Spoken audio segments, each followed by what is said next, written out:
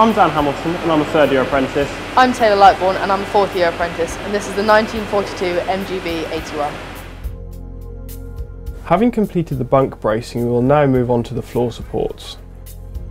As always, we have our apprentices involved. Berthon's apprenticeship programme has been established for more than 100 years, and today many of our employees have been with us for their entire careers, with others returning after a stint elsewhere. With every project at Berthon, we will bring on apprentices to learn different methods and techniques on boat building, whether it be the construction of a fiberglass raceboat, steel army workboat, or a 1942 World War II gunboat. The floor assembly was replaced in the same style, with the structure and webs tying it all together. Rather than cutting the uprights for the main floor supports to sit flush with the angle on the hull beam below, we have kept the traditional methods. The wedges are glued into place and screwed down into the beam. The upright is then glued down and screwed through the bunk front into the structure behind. This will create a stronger support. Rather than it sitting at a harsh 45-degree angle, it will be all squared at 90. Here Mike is marking and cutting the new floor bearers so that the new biscuits can be installed.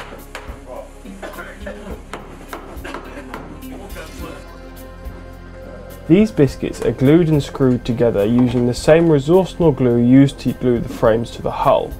Using the biscuits adds strength to the structure and prevents anything from moving or shifting, whilst also tying the floor bearers to the frames.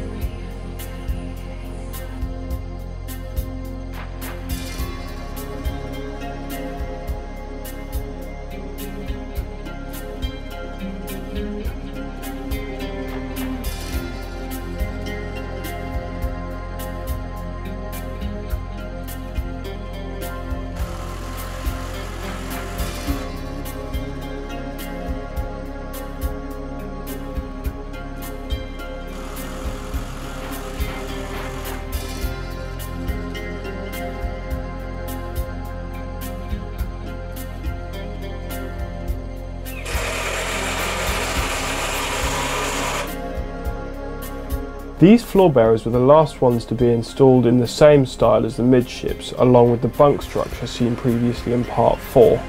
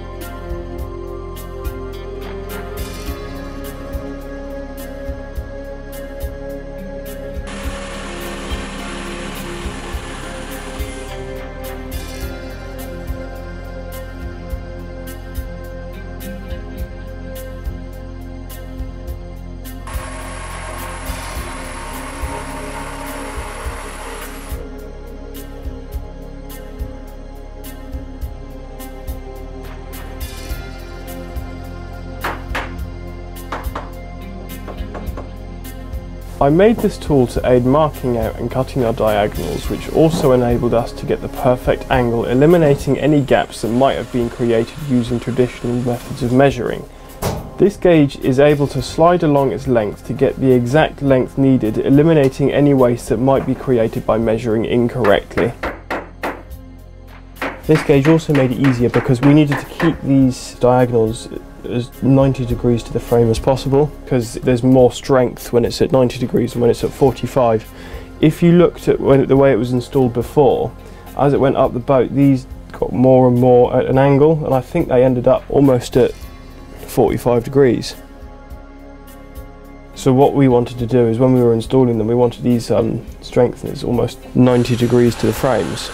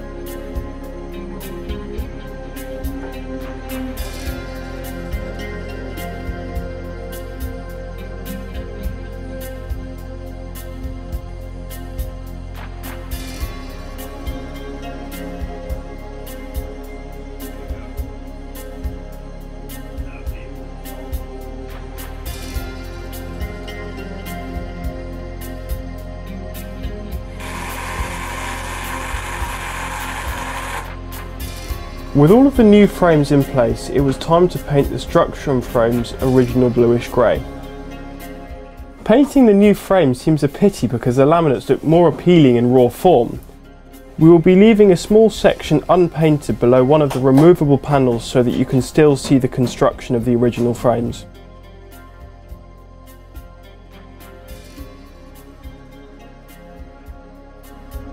With the structure in place, we could begin on replacing the sole boards.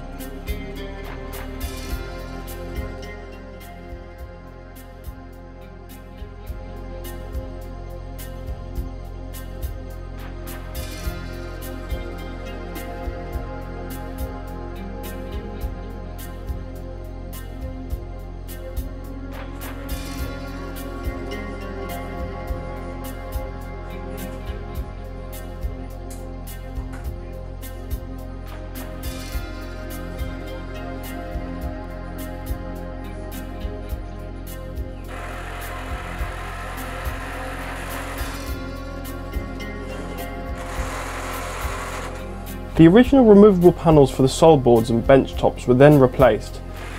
This is one of the last jobs to avoid any damage.